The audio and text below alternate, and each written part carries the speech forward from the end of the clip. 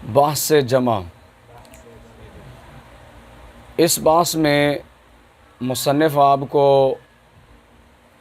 जमा बनाने के तरीके बयान करेंगे और कितने तरीके हैं ये बयान करेंगे, और कौन सा तरीका कहाँ इस्तेमाल करना है और कौन सा कहाँ इस्तेमाल करना है ये बयान करेंगे।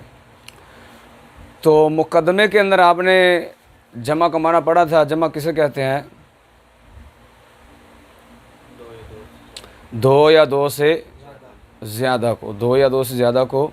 वाहिद एक को कहते हैं, तस्निया दो कहते हैं, और जमा दो या दो से ज़्यादा को कहते हैं। तो कहते हैं फ़ारसी में जमा बनाने के चंद तरीके हैं। कौन कौन से हैं भाई? कितने तरीके हैं भाई? तीन तरीके हैं कि जिनके साथ फ़ारसी में जमा बनाई जाती है, जबकि अरबी में जमा बनाने के बहुत ज़्यादा तरीके हैं। फ़ारसी में सिर्फ 3 हैं। तो अरबी के बनिस्बत फ़ारसी के जो जमा बनाने के तरीके हैं उनको याद करना बहुत ही आसान है। तो 3 तरीके हैं। कौन कौन से? पहला तरीका अलिफ नून के साथ, जैसे पिसर से पिसरा बमाना बेटे। एक बेटा हो तो उसे पिसर कहते हैं, दो या दो से ज़्यादा हो तो उनको पिसरा कहते हैं। तो ये पहला तरीका था, किसके साथ? अलिफ नून के साथ। दूसरा तरीका हा मुफरद के आखिर में लगाकर, ठीक है।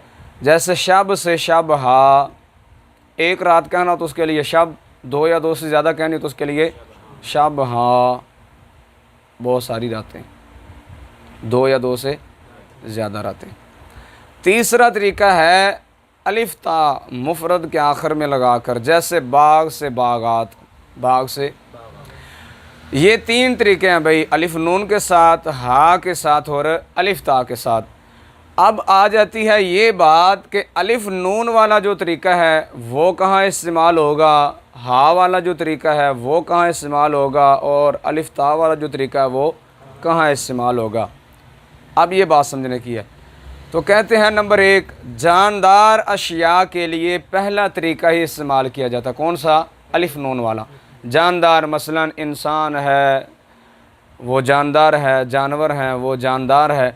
तो इन जानदार की जब जमा बनाई जाएगी तो किस तरीके के साथ बनाई जाएगी? अलिफ नून के साथ। जैसे मर्द से मर्दा, जन से जना, और ख्याल करे अजय इन्हों जिना नहीं पढ़ना, की पढ़ना है? जना पढ़ना है। जन से जना, और शेर से शेरा, शेर से। तो अब देखें, मर्द से मर्दा, जन से जना, ये किसकी मिसाल थी? इंसान की। किसकी? और शेर से शेरा, ये जानवर की। समझ आई कि नहीं आई?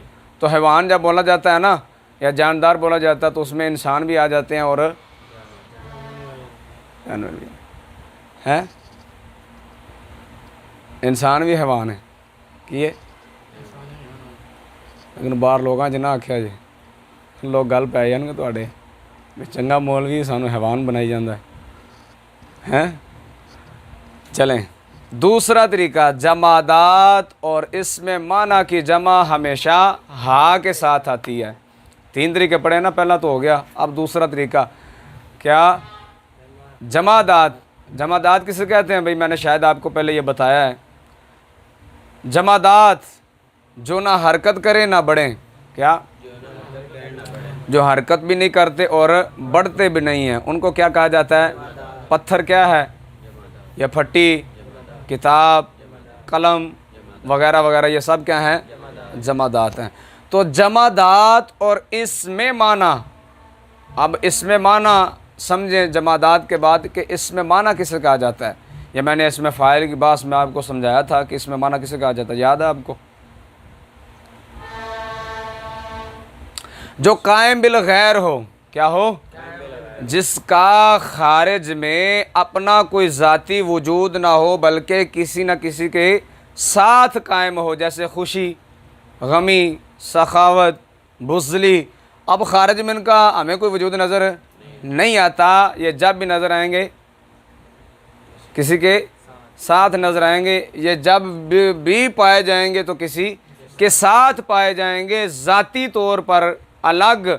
खारिज में हमें कहीं नज़र नहीं आएगा कि कहीं सखावत साहिबा जा रही हो, कहीं भी हमें ये नज़र नहीं आएगा कि सखावत जा रही हो, खुशी जा रही हो, गमी जा रही हो, बुज़ली जा रही हो, बहादुरी जा रही हो ना, बल्कि ये किसी न किसी के साथ पाई जाएंगी। समझ आएगी कि नहीं आएगी?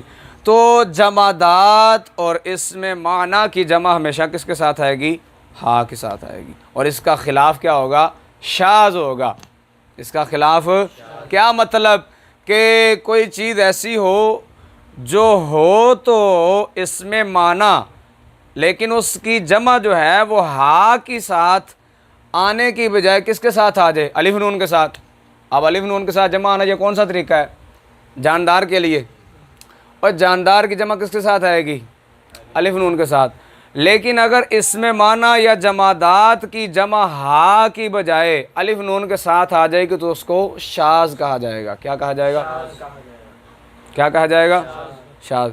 इसीलिए तफसीर हुसैनी तर्जमा शाह वलीउल्लाह मुहद्दिस देलवी रहमहुल्लाह ताला में सौगंद कसम की जमा सौगंदा आई है। कसम की जगह हाँ सौगंद, ये कसम को कहते हैं, फ़ारसी का लफ्ज़ है, तो उसकी जमा क्या लाई गई है? सौगंद। हालांकि हक क्या बनता था कि जमा क्या आती? सौगंद हा आती। क्या आती?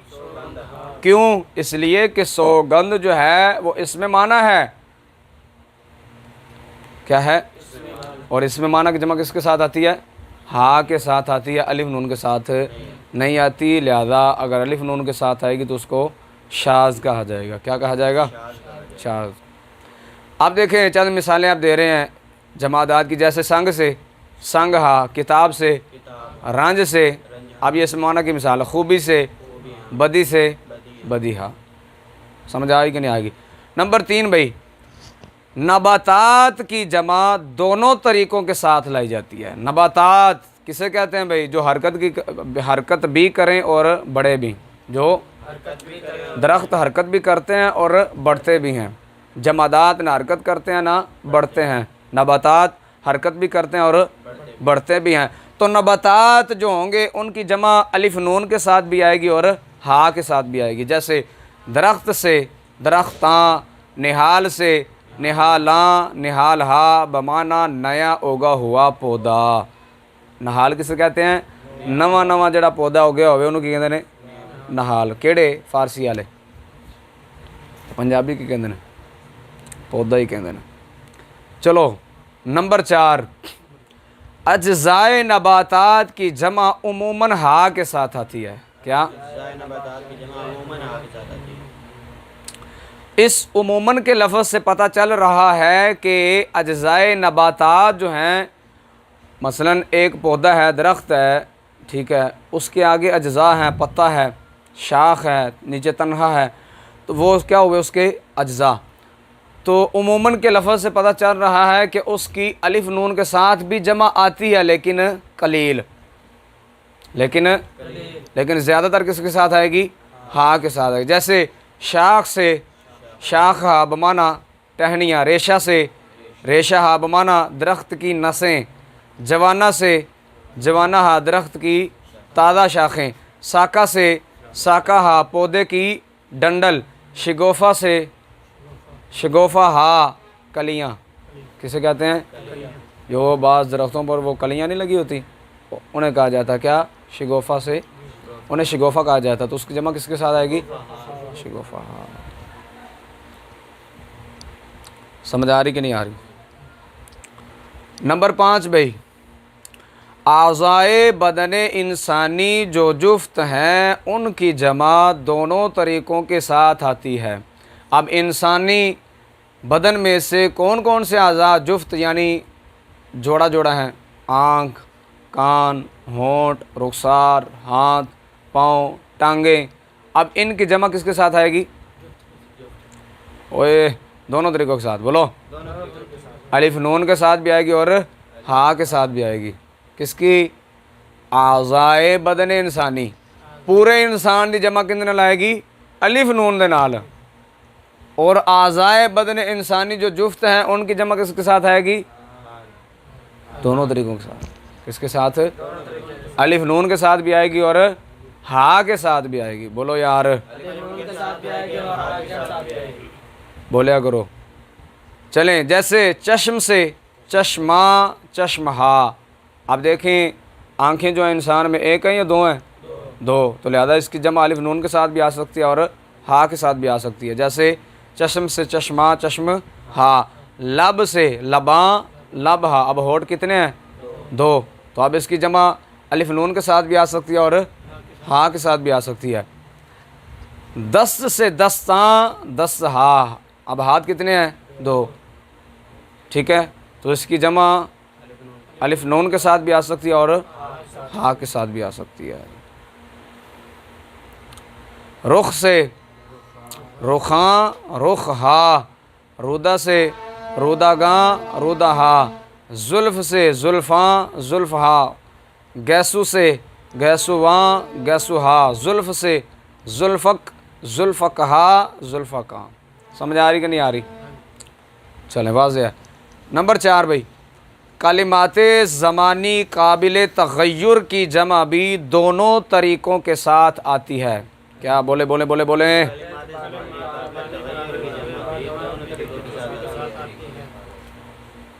कलिमाते ज़मानी, ज़माने वाले कलिमात, जिनको बोलकर जिनसे ज़माना समझा जाता है, वक़्त समझा जाता है। मसलन रोज़, इससे हमें क्या समझ आता है? वक़्त, दिन समझ आता है।